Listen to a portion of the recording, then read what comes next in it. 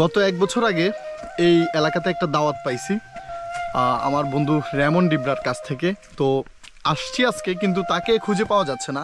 সিলেটের একটা গহীন পাহাড়ে, বা বলতে পারেন এটা একেবারে ইন্ডিয়ার কাছাকাছি, সেখানে আজকে আমরা আসছি। এখানে একটা অনুষ্ঠান চলছে, যেই অনুষ্ঠানটা হচ্ছে আজকে যেহেতু বছরের প্রথম দিন উপলক্ষে এখানে গারোরা এই অনুষ্ঠানটা করে থাকে। তো দাওয়াত পেয়ে আসলাম এখানে।